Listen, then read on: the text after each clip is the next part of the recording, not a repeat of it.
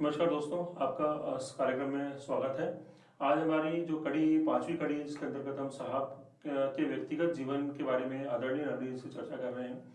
ये चर्चाएं उन उन चीज़ों से ताल्लुक रखती हैं जो महानुभवों का अद्भुत दर्शन या किताबों में लिखी हुई जो माधव आश्रम के द्वारा प्रकाशित किताबें हैं, उनमें ये चीज़ें लिखी हुई नहीं है। ये एक अलग सा अनुभव है जो हम लोग इस वीडियो के माध्यम से आप लोगों को महसूस कराना चाहते हैं। ये प्रश्न है कि साहब को श्री जी द्वारा तप साधना या पुस्तक लेखन आदि के आदेश कैसे मिला करते थे? नमस्ते।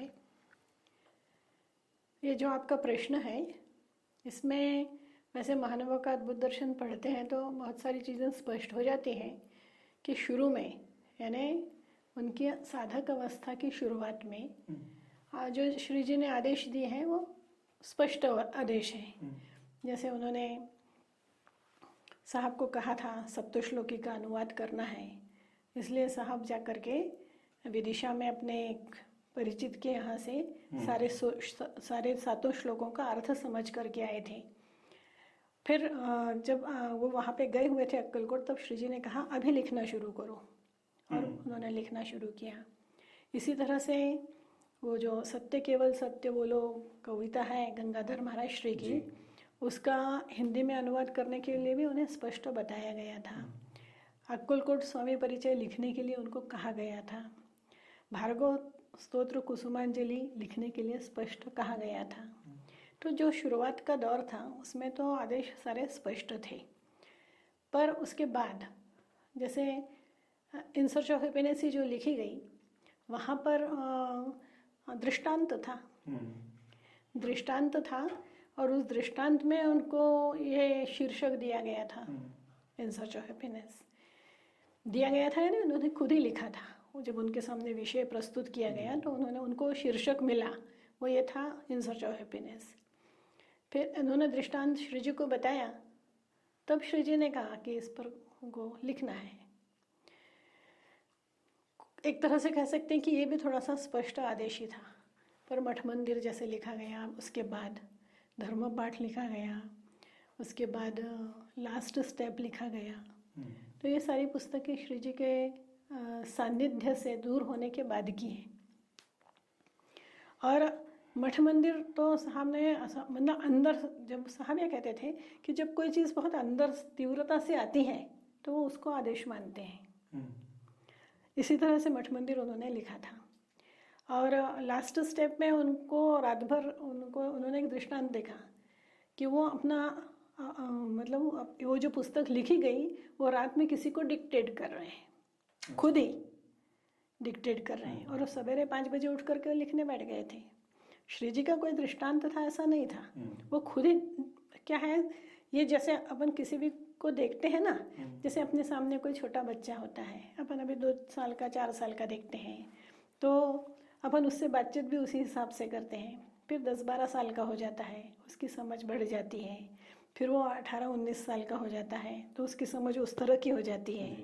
तो इस तरह से व्यवहार में फ़र्क पड़ता है। तो गुरु और शिष्य के साथ भी यही होता है कि गुरु उसकी जो, उसको अपन क्या कहेंगे, साधक अवस्था की जो उम्र है उसके अनुसार उसमें जैसे जैसे परिपक्वता आती है उस हिसाब से व्यवहार में परिवर्तन होता है। तो पहले तो स्पष्ट आदेश थे, फिर बाद में स्पष्ट आदेश नहीं है। फिर जैसे साहब ने कहा कि उनको ये लगता था कोई भी चीज़ तीव्रता से मन में आई यानी वो स्पष्ट आदेश है। और उसके लिए वो श्री जी की एक कविता का हमेशा उदाहरण भी देते थे कि बुद्धि सिद्धाची निज वस्ती, मराठी का काव्य है, गुरुपुत्र जानती, यानी बुद्धि जो है वो सिद्ध यानी जो गुरु है उनका निवास स्थान है, और ये गुरुपुत्र को मालूम होता है। तो वो जो उनका अपना अनुभव था ना, कि वो जैसे रात में उन्होंने देखा कि उन्होंने डिक्टेट किया तो उन्होंने सवेरे किताब लिख करके किताब तैयार करके भेज दी अक्कलकोट। तो कोई भी विचार मन, जैसे मठ मंदिर के लिए तीव्रता से मन में विचार आया, लिख डाला, किसी आदेश की ज़रूरत नहीं थी। और धर्म पाठ तो जैसा अपन जानते हैं कि उनको उनके माध्यम से, पूना के श्री जी के एक शिष्य के माध्यम से ही उनके पास ये बात आई और उन्होंने उसको, तो उनका ये था, उन्होंने सुखी खोज में लिखा भी है मार्गदर्शक सद्गुरु में, कि आदेश प्रत्यक्ष हो सकते हैं किसी के माध्यम से हो सकते हैं, दृष्टांत के रूप में हो सकते हैं, बहुत मतलब बहुत अलग तरीके से भी आपके कोई किस तरह से माध्यम बन के वो बात आपके सामने आ सकती है। पर जैसा साहब ने फिर परम सद्गुरु में लिखा है कि मैं मूक आदेशों को समझ करके उसका पालन करने का आदी हूँ। कोई ज़रूरी नहीं कि स्पष्ट आदेश, पर ये धीरे धीरे धीरे आने वाली परिपक्वता होती है। और फिर जब आपने अपनी गाड़ी का स्टीयरिंग ही सदगुरु के हाथ में दे दिया होता है, बुद्धि सिद्धाची निज वस्ती का मतलब तो ये है कि स्टीयरिंग ही अपने अपने बुद्धि में ही उसको निवास दिया है, तो फिर सारे काम जो होते हैं वो एक तरह के आदेश ही होते हैं। उसके लिए शब्दों की ज़रूरत नहीं होती है, उसके लिए मुलाकात की ज़रूरत नहीं होती है। मन में विचार आना, दिमाग में विचार आना, बुद्धि में कोई बात आना, इसका मतलब वो बात आदेश ही होता है, क्योंकि वो अपने गुरु के साथ एक बहुत अलग तरह का सामंजस्य या समानता, समरूपता, क्या कहेंगे उसके लिए उचित शब्द, बिल्कुल दोनों एक हो जाते हैं। तो इसलिए उधर विचार आया तो इधर पता चल जाता है, इधर विचार आया तो उधर पता चल जाता है। ये कौन सी टेलीपैथी है, क्या है, ये हम लिंक हो जाते हैं। तो इसलिए उन आदेशों को समझना, जानना, या उनकी इच्छा है उस इच्छा को पूरा करना, या उनकी अपेक्षा है उस अपेक्षा को पूरा करना, इन सब में शब्दों का और मुलाकात का और प्रसंगों का कोई महत्व नहीं रह जाता। तो साहब को वैसे भी श्री जी ने ये कहा था कि हम तुम्हें सारा ज्ञान भोपाल में ही और अनुभव से देंगे। तो उन्होंने सब कुछ अपने अनुभवों से सीखा है। शब्दों की ज़रूरत नहीं रही। शब्दों की ज़रूरत हम आप जैसे सामान्य लोगों को होती है, जो एक अपने गुरु के साथ एक तल्लीनता स्थापित कर लेते हैं, एक उसके संपूर्ण शरणागति का भाव जहाँ जागृत हो जाता है, वहाँ वो जागृत होने के बाद सारी बातें बहुत आसान हो जाती हैं। तो ये तो साधक की अवस्था पर सारी चीज़ें निर्भर करते हैं, और साहब उस अवस्था पर पहुँच गए थे। इसलिए जैसे जैसे उनकी, एक बार साहब ने मुझसे कहा था कि हमने स्वाध्याय पर बहुत कुछ लिखा है, तो सारी पुस्तकों में स्वाध्याय पे लिखा है, तो एक तुम ऐसा करो कि सारी पुस्तकों का लिखो। सबसे पहले हमारी किताब है जैसे सप्तश्लोकी, तो उसमें हमने स्वाध्याय पे क्या लिखा, फिर सुखी खोज में क्या लिखा, फिर धर्म पाठ में क्या लिखा, मठ मंदिर में क्या लिखा, फिर धर्म पाठ में क्या लिखा, तो तुम्हें दिखेगा कि सब में थोड़ा थोड़ा थोड़ा परिवर्तन है। ऐसा क्यों? क्योंकि साधक में सप्तश्लोकी लिखने वाले पोद्दार साहब और धर्म पाठ लिखने वाले पोद्दार साहब बहुत एक 20 साल का जैसे नौजवान है और एक 35 साल का परिपक्व व्यक्ति है, जिसमें कैसा परिवर्तन है सोच में। बात वही है, बात वही है, वही उस समय में कह रहा है, उस समय में कह रहा है। तो ये फर्क सप्तश्लोकी से धर्म पाठ तक आया हुआ है। वो खुद देखना चाह रहे थे कि कैसे तुलना करनी थी। तो ये फर्क तो इसलिए होता है, आदमी जैसे जैसे उन्नत होता जाता है, तो हम जब किसी के भी चरित्र को देखते हैं तब उसकी वो अवस्था देख करके चीज़ को समझने की कोशिश हमको करनी चाहिए।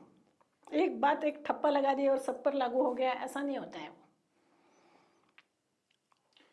ये तो मतलब परिपक्व तो थे साहब, तो उनको फिर परिपक्व और बनने के लिए नहीं, वो तो साधक अवस्था जो है वो साधक अवस्था में ध्यान उन्होंने शुरू किया, उनका जो एकीकरण का अभ्यास है उसमें धीरे धीरे अनुभव आते हैं, धीरे धीरे आदमी परिपक्व होता है। जैसे हम ऐसा कहते हैं लोगों को कि आप धर्म पाठ पढ़ो और उसको रेगुलर पढ़ो, ये पुस्तकें बार बार पढ़ने की है। तो एक व्यक्ति ने 25 साल की उम्र में धर्म पाठ पढ़ी, उसके बाद जब वो 35 साल की उम्र में पढ़ेगा तो उसको, हालांकि अध्यात्म कहीं अभी उसने कुछ आचरण ही शुरू नहीं किया है, तो भी उसमें बहुत परिवर्तन आ गया खुद में। धर्म पाठ के शब्द तो जहाँ के तहाँ हैं, पर उसमें जो परिवर्तन आया इसलिए उसको धर्म पाठ अलग ढंग से समझ में आएगी।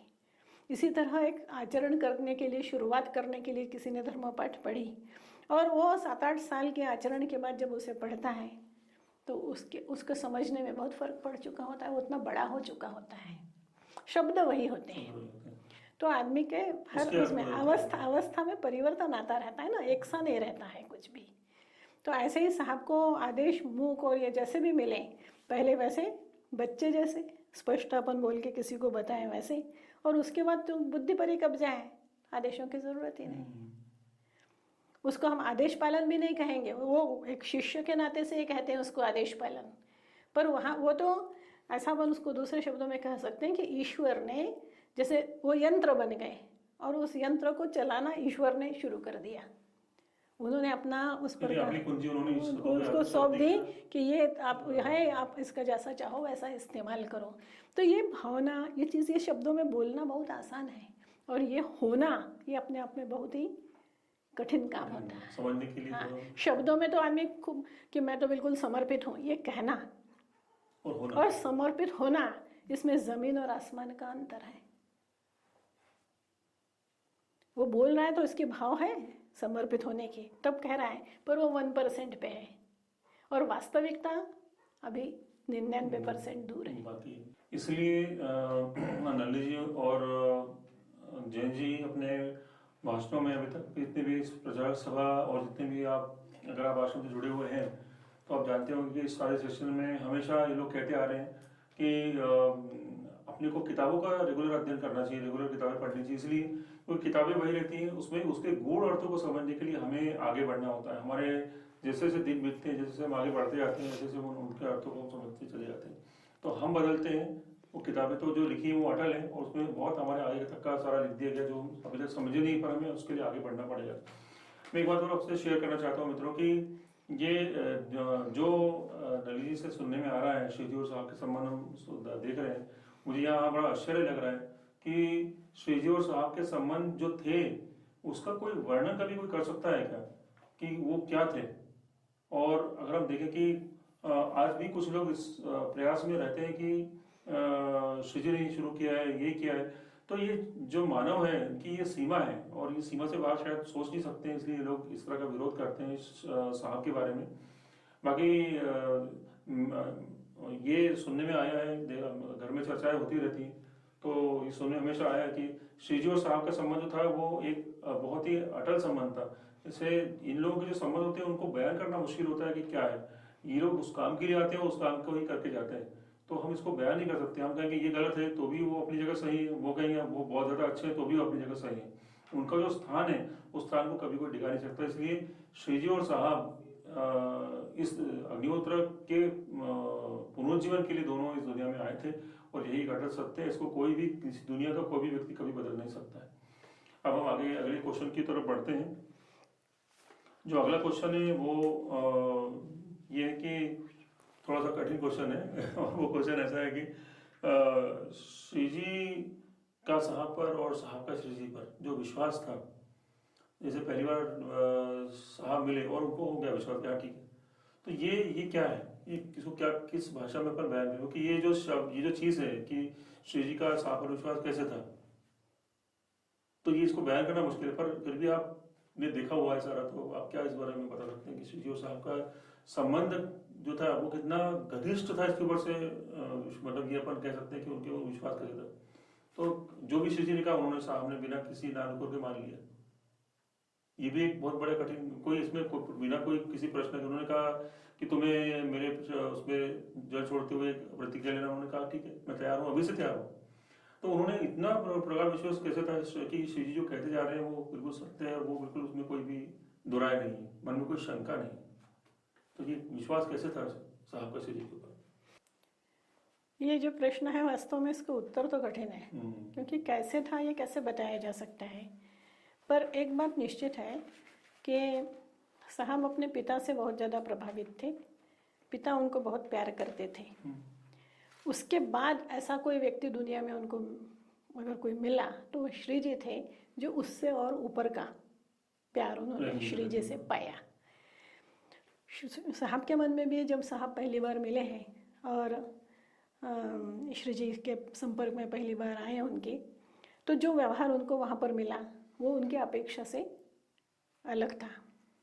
जैसा कि एक बार एक शाबादी जी बता रहे थे कि चूँकि रहन सहन बिल्कुल ही अलग था ना साहब का, तो वो जूते तो उतार दिए बाहर, मठ में गए तो जूते बाहर उतार दिए, पर मोजे पहन के घूम रहे थे सब जगह।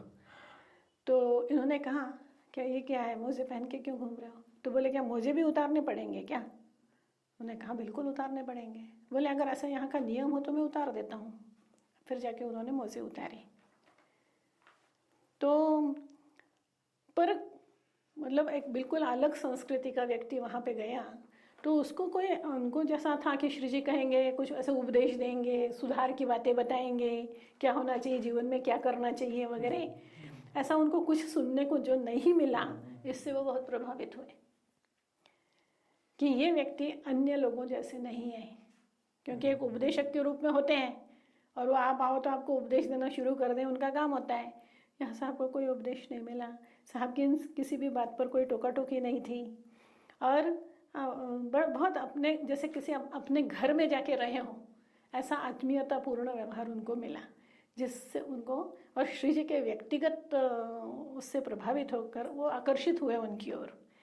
उसको अपन दूसरे शब्दों में कहें, क्योंकि ये प्यार है, उनकी ओर से इनको प्यार मिला और इनके मन में भी उनके प्रति प्यार निर्माण हुआ, आस्था निर्माण हुई, प्रेम निर्माण हुआ।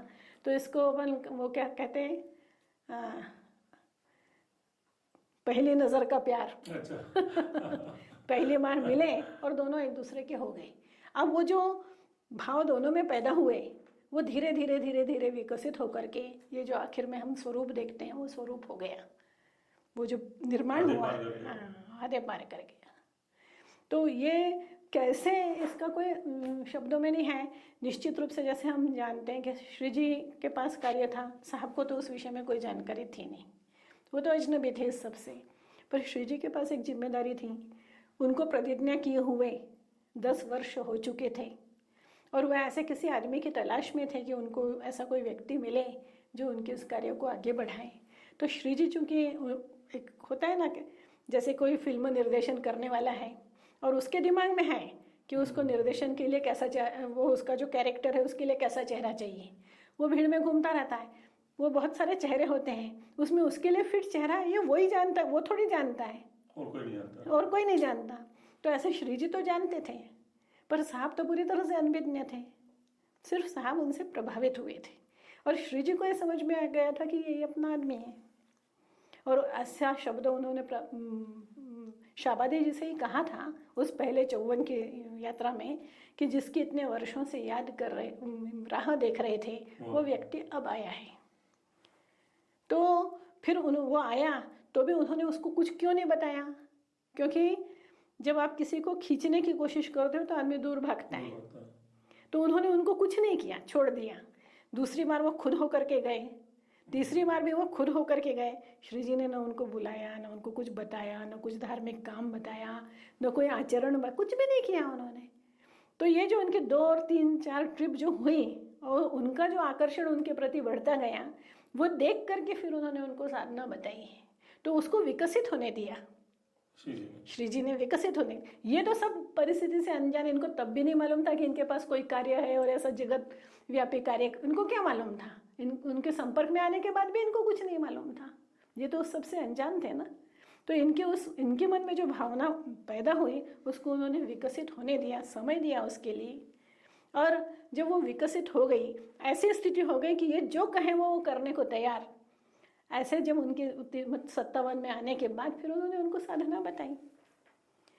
तो वो जानते थे, नहीं जानते थे, पर दोनों एक दूसरे के लिए ही आए थे। उनके टीम के वो दोनों, मतलब हमारी अपन ये कह सकते हैं इस समय में जो बड़ी क्रांति हुई है, हो रही है, एक जो बहुत बड़ा विश्वव्यापी कार्य है, उसके प्रथम स्थान पर श्री जी और उनके सहायक के रूप में साहब द्वितीय स्थान पर, जैसा अपनी सोच है। तो ये उनका रिश्ता है, ये श्री जी को पहले पता चला है और साहब को बहुत श्री जी के संपर्क में आने के भी 5-6 साल बाद उस रिश्ते का ज्ञान हुआ है। उनको नहीं मालूम था, वो अनजान थे, पर ये जो प्रेम उनके प्रति निर्माण हुआ वो इस हद तक था कि वो जो भी कहें वो उनको करने का तैयारी थी, क्योंकि उनको विश्वास था कि वो जो भी कहेंगे वो उनके अच्छे के लिए कहने वाले हैं, इसके बाहर वो कुछ कहने वाले नहीं हैं। तो इसलिए जैसे उन्होंने प्रतिज्ञा करने के लिए कहा, ये कहा कि ये वज्रलेप सिद्ध होगी, तुम सोच लो, तब भी उन्होंने कहा मुझे सोचना नहीं है, हमें इसी क्षण प्रतिज्ञा करने को तैयार हो, सोचना नहीं है। सोचना क्या होता है? सोचना उसको होता है, वो व्यक्ति सोचता है जिसे कोई काम नहीं करना होता है, क्योंकि वो हिसाब किताब करता है कि मैं प्रतिज्ञा करूंगा तो उसका क्या लाभ मिलेगा, क्या मेरा नुकसान होगा, क्या क्या मेरा बिगड़ेगा, क्या क्या बनेगा, क्या फायदा होगा। साहब हिसाबी किताबी नहीं थे, वो उनसे प्रेम करते थे और उनके हर आदेश का पालन करने के लिए तैयार थे।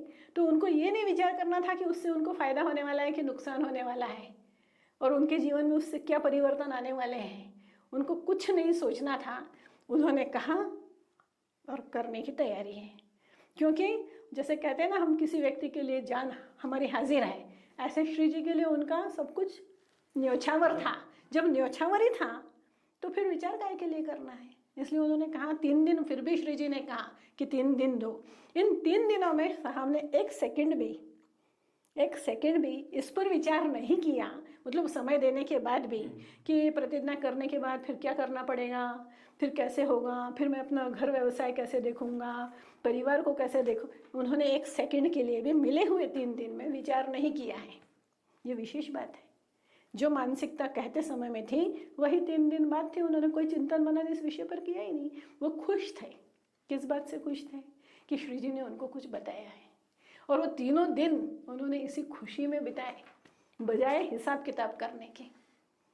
तो आनंद के 3 दिन थे उनको, कि उनको मतलब मैं इस लायक हूँ, इन्होंने मुझे इस लायक समझा है कि वो मेरे से कुछ मांग रहे हैं, कुछ चाह रहे हैं, मैं कुछ करूँ ऐसी अपेक्षा रख रहे हैं मेरे से। यही उनके आनंद का विषय था।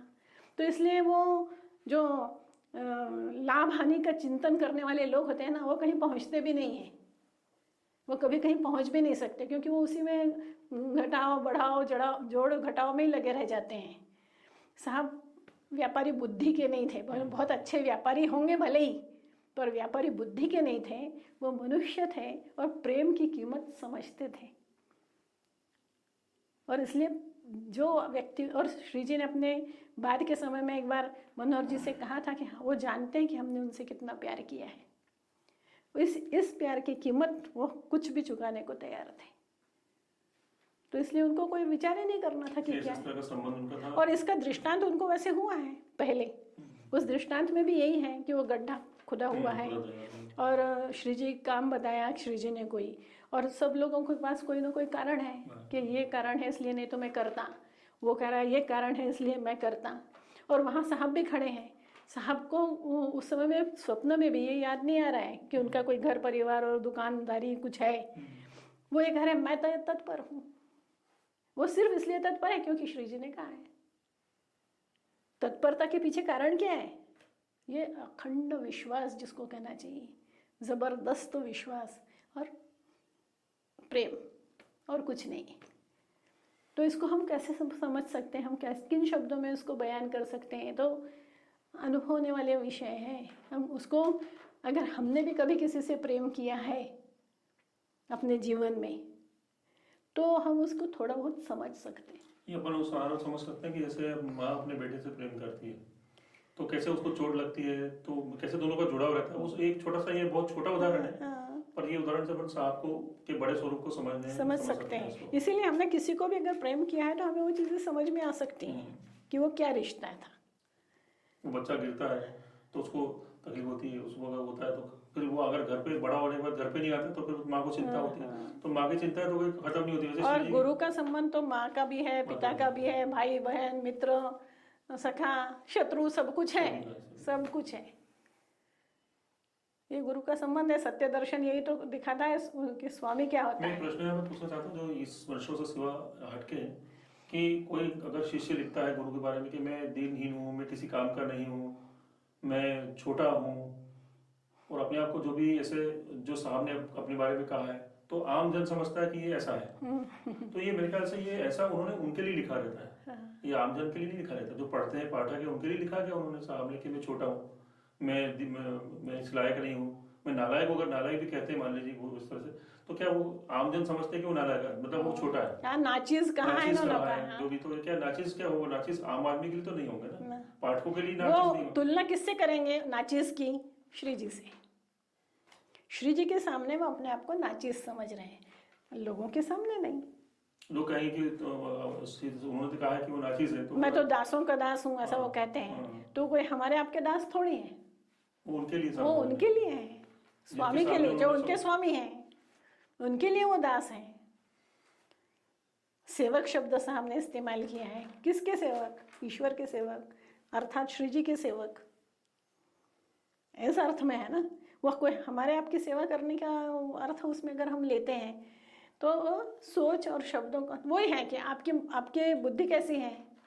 तो आप सोचोगे श्री साहब लिख रहे हैं कि मैं नाचीज हूँ, तो वो मुझे गए गुजरे थे उनको श्री जी ने उठा दिया, ऐसा नहीं है।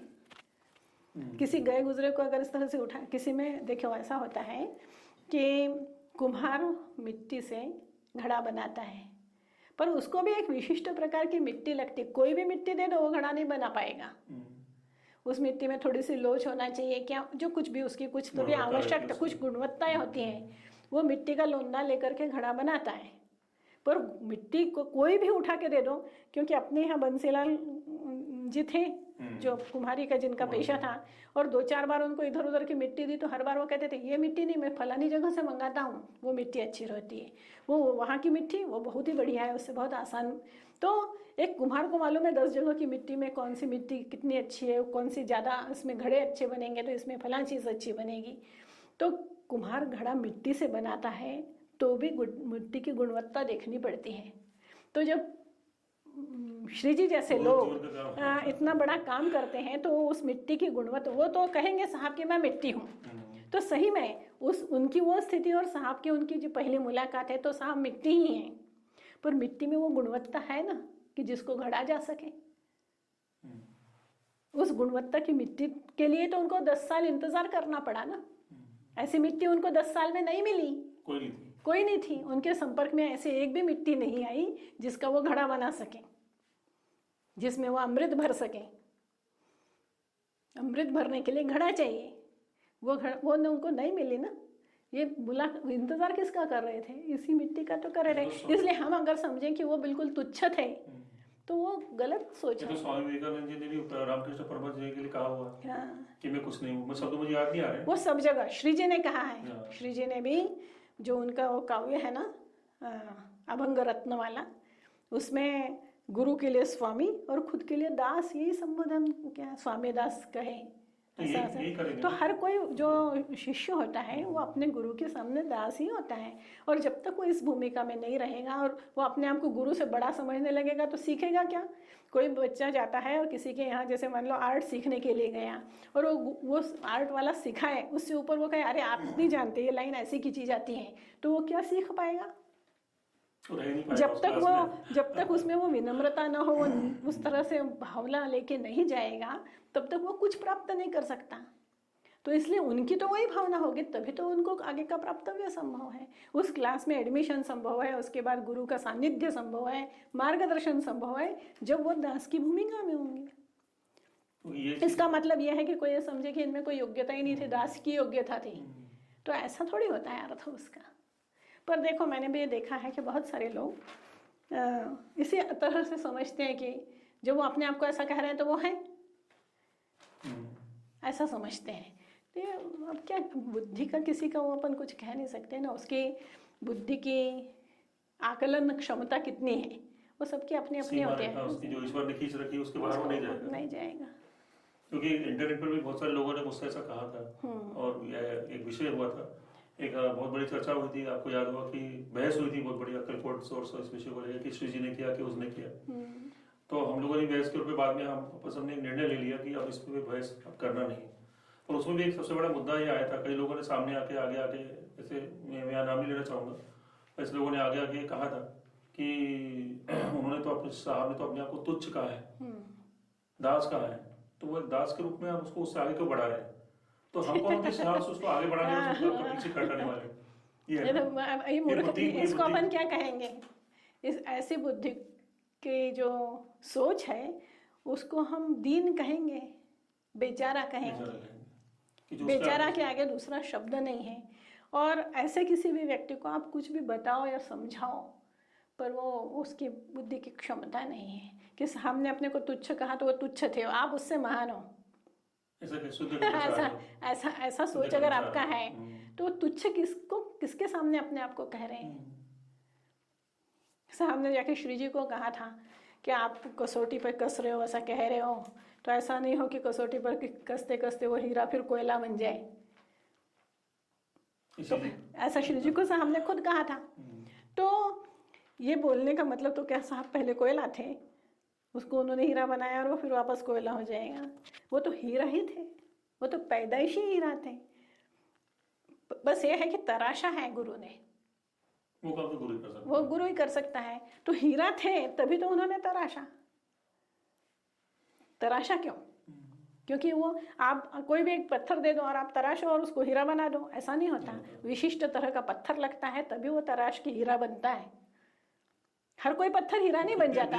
हर कोई अभी रेती का ढेर लगा है, निर्माण कार्य चल रहा है, उसमें पत्थर छोटे छोटे पत्थरों का बहुत ढेर लगा हुआ है, उनको तराश के कोई हीरा बना सकता है क्या? नहीं कहा। तो फिर इसलिए जब वो सामने वाला ये कहता है कि वो अपने आप को तुच्छ कहते हैं, तो अपने को उसकी तुच्छ बुद्धि पे दया आती है, तरस आता है, और बेचारा कहकर उससे कोई भी संवाद आगे न किया जाए, ये ज्यादा बेहतर होता है। तो जो हीरा भी निकलता है वो कितनी गहराई से हीरा निकाला जाता है। वो हीरा ऊपर थोड़ी मिल जाता है, कहीं पड़ा हुआ हीरा नहीं मिलता। और वो भी कितनी गहराई में कितने सारे पत्थर निकलने के बाद वो एक हीरा हाथ आता है। और वो हीरे के लिए उसकी कितनी कीमत होती है, क्योंकि वो इतनी मेहनत के बाद हाथ लगता है।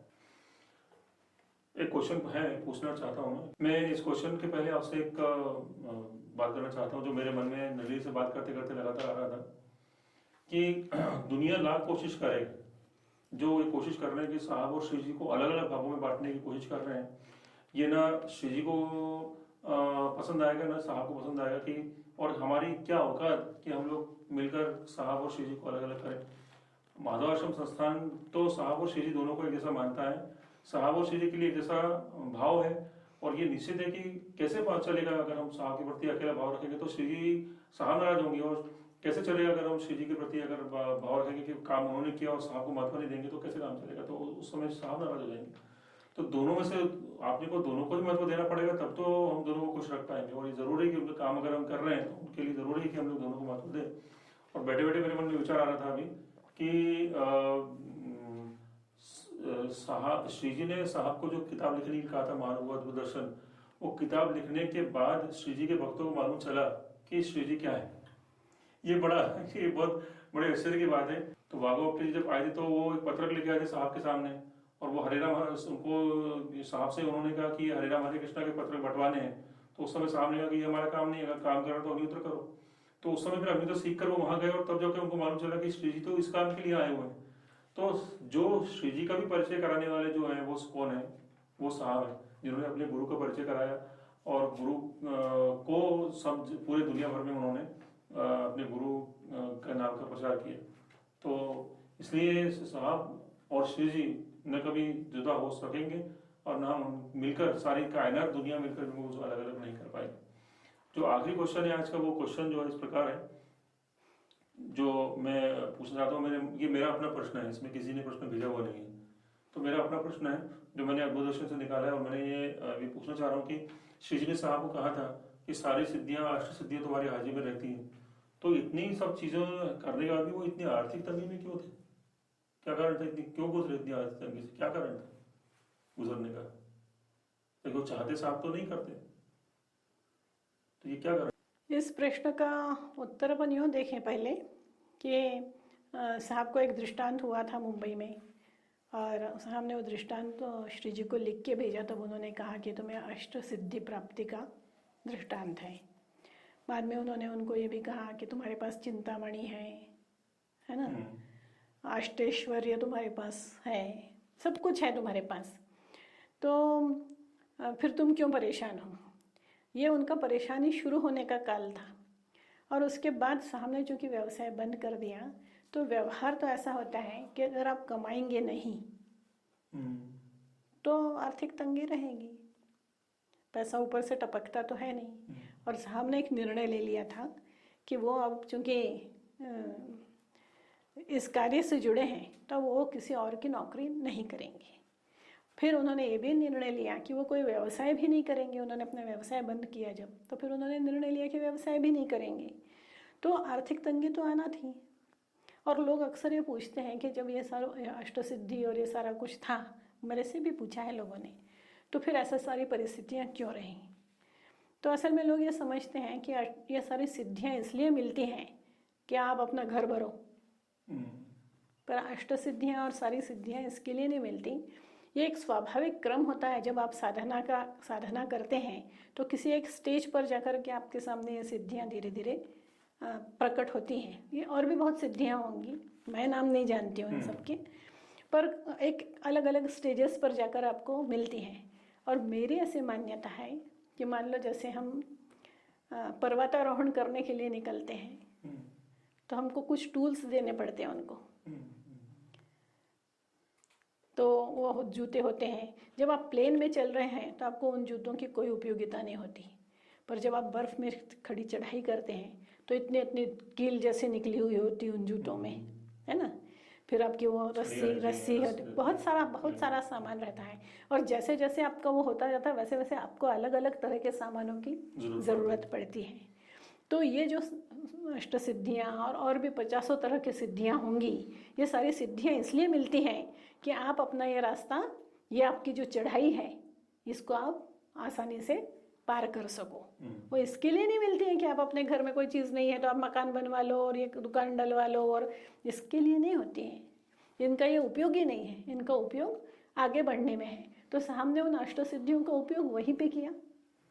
जब उनको वो मिली तो उन्होंने लास्ट स्टेप तक पहुँचे हो, इसमें उन्होंने उन सिद्धियों का प्रयोग किया है, तभी तो वो लास्ट स्टेप तक पहुँचे। उन्होंने उन सारे टूल्स का उपयोग किया। ये टूल्स हैं।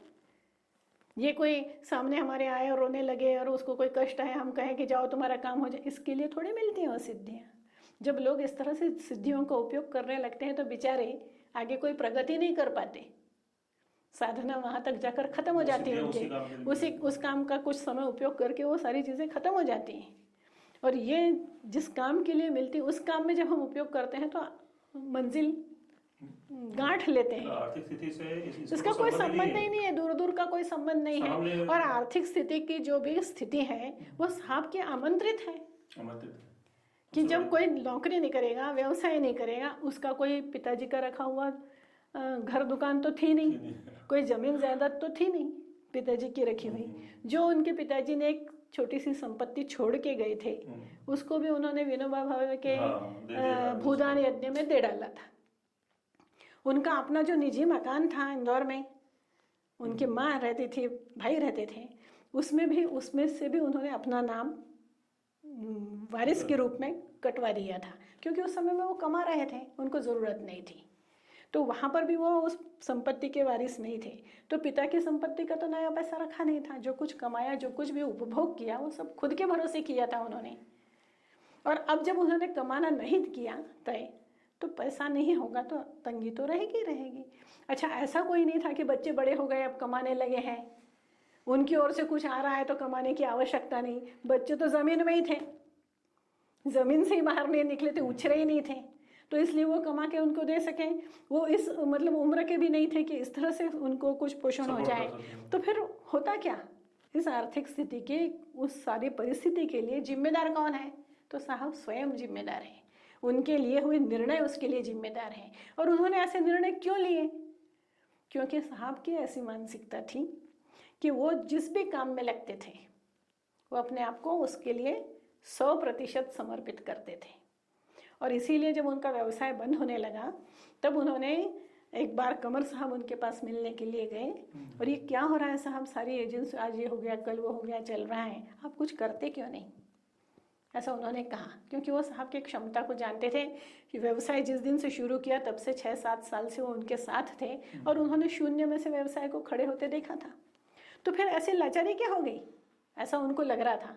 तो उन्होंने कहा, उस पर साहब ने कहा था कि मन नहीं करता अभी करने का, कर तो सब कर सकते हैं। हाँ, अभी जहाँ से ये 10 एजेंसियाँ गई हैं, 10 नई एजेंसियाँ ली जा सकती हैं।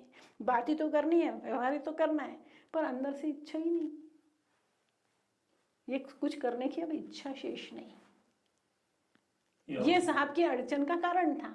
वो कोई अयोग्य हो गए थे क्या, वो कमाने के लायक नहीं रह गए थे, ऐसा कुछ भी नहीं था। पर उनका उस क्षेत्र से मन पूरी तरह से हट चुका था, उनको उस क्षेत्र में जाना ही नहीं था। और घर में कोई था नहीं जो उस आर्थिक स्थिति को संभालता, बच्चे छोटे थे, घर परिवार की संपत्ति कुछ नहीं थी, तो यही होना था जो उनके साथ हुआ। उनकी आमंत्रित तकलीफ थी। शुरू में जब मैं अक्कलकोट जाया करती थी 75, 76, 78 वगैरह के टाइम, कोई भी व्यक्ति मिलते हैं, आजकल हमारी स्थिति पोद्दार साहब जैसी है तो इसका मतलब वो आर्थिक तंगी में चल रहे हैं। उनको कभी ये समझ में नहीं आया कि तुम नौकरी कर रहे हो, व्यवसाय कर रहे हो, खूब पूरी ताकत लगा रहे हो पैसा कमाने के लिए, और फिर अड़चन में हो तो तुम पोद्दार साहब से तुलना कर रहे हो। ये उनको कभी, वही मैं कह रही हूँ ना कि बुद्धि की औकात को क्या किया जाए, कैसे कहा जाए। तुम सारा कुछ दौड़ भाग करके अपना रोना रो रहे हो और पोद्दार साहब जैसा अपने आप को कह रहे हो, जबकि पोद्दार साहब ने तो छोड़ दिया सारा कुछ कि भूख से मरना। एक उनके मित्र ने आके कहा कि ये क्या कर रहे हो, ऐसे करोगे तो बच्चे भूख से मर जाएंगे। तो उन्होंने कहा हम तैयार हैं उसके लिए, और क्या होगा, इससे ज़्यादा कुछ हो नहीं सकता ना। हमने जो निर्णय लिया है यही होगा ना, स्टारवेशन से मौत के लिए हम तैयार हैं। तो ये बात ये करने वाला आदमी से वो अपनी तुलना करते हैं, जबकि पूरी जान लगाए हैं श्री जी के पास हाथ जोड़ने इसीलिए आए हैं कि मेरी आर्थिक स्थिति सही कर दो और मुझे इस अड़चन से निकाल दो। कैसे तुलना कर रहे हैं? कैसे तुलना कर रहे हैं? पर मेरे से कम 2500 लोगों ने कहा होगा साहब के बराबर अपने आप को रख करके कि आजकल हमारी स्थिति पोद्दार साहब जैसी है। और होती अगर वाकई पोद्दार साहब जैसी तो क्या करता, वो फांसी लगा लेते और दूसरा कुछ कर ही नहीं सकते, तो सोच ही नहीं पाते। तो इसलिए क्या कि बातें ऐसी होती हैं जिनका कोई वो नहीं होता, अर्थ नहीं होता है। तो आज हम लोगों ने मेरे ख्याल से काफ़ी कुछ वीडियो जैसे जैसे हम लोग इस पर आगे बढ़ते जा रहे हैं और बहुत सारे व्यूज़ क्लियर होते जा रहे हैं, और प्रश्न चूंकि अब बहुत ज़्यादा नहीं है, तो ये 2 या 3 सेशन में अगला ये मेरे ख्याल से साहब के ऊपर जो संस्मरण का जो नली जी का जो ये वीडियो हम लोग नए से प्रश्न पूछने खत्म हो जाएगा।